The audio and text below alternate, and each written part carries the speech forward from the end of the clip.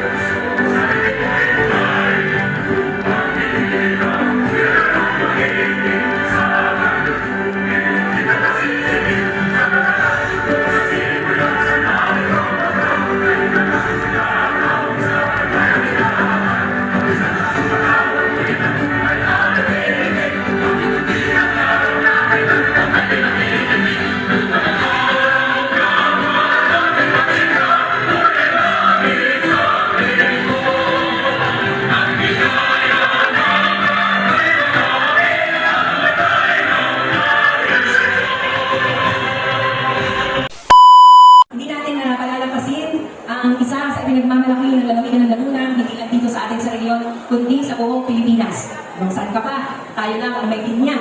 Kaya naman tuwing ako ay uuwi, alam mo, Chef, pagka nakikita ko na yung malaking pinya sa plaza, saan man ako galing, pakiramdam mo talaga at home na ako. Malapit na nasa puso ng lalawigan ng Laguna. Po, kinayawang kalkatihan. Happy Pizza Festival po. Magkaisa mo tayo. Ibahagi. Mag-isa mo tayo pakibahagi sa buong Kalawang Pizza Festival. Lagi niyo pong tatandaan. Mayor Rosel po, I love you po. Maraming salamat po.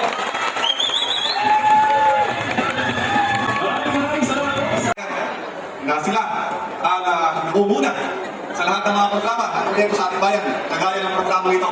Ito ang ating Pinya Festival. Sa mamumuno, siyempre, ng ating uting Mayor Osel Garatian.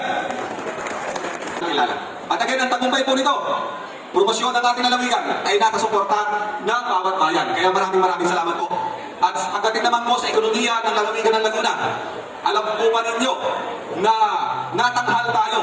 According to the report of Philippine Statistics Authority, tayo ang tinagurian o lumabas sa report na ang Laguna ang may pinakamalaking ambag sa ekonomiya ng buong Pilipinas. Magandang umaga po sa inyong lahat, mga sweetheart, mapagpalang araw po.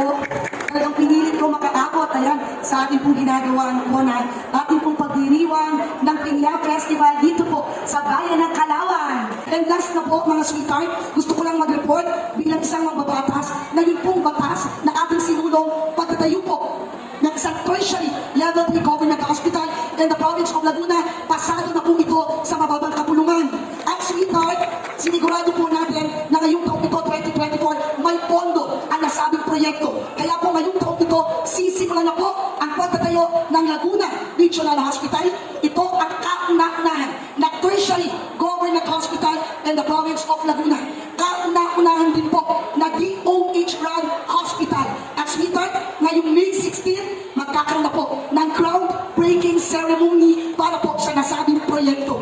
And this will answer po the medical needs ng ating mga kababayan, lalo din po mahihirap nating kababayan na walang access sa pribadong ospital. Isla mula sa iba't ibang lalawigan. Sa gabay ni San Isidro Labrador, ang patron ng mga magsasaka at patron ng bayan ng Calauan. Binayayaan tayo ng hitik at masaganang ani sa mahabang panahon.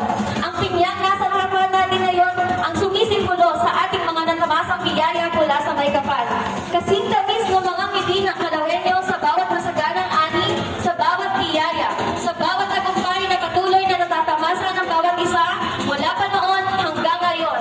Ang matabang lupain na kabihiyang ng puso ni Kapitan Juan de Salcedo noong 1570 ay siya ngayong nakakabihag ng mga mata at puso ng mas marami pang Pilipino at mga turista. Dahil sa magagandang tanawin, higit sa lahat, sa mabuti at mainit na pagtanggap ng mga mamamayan nito, ang mga Calaueños, ang paghahati at pagbabahagi ng pinya ay sumisimbolo sa pagbabahagi ng mga biyayang ito sa mga mamamayan, sa mga kabataan at sa susunod na henerasyon ng bayan ng Calauan. Ito na rin ang hudyat ng pagsisimula ng ating pagdiriwang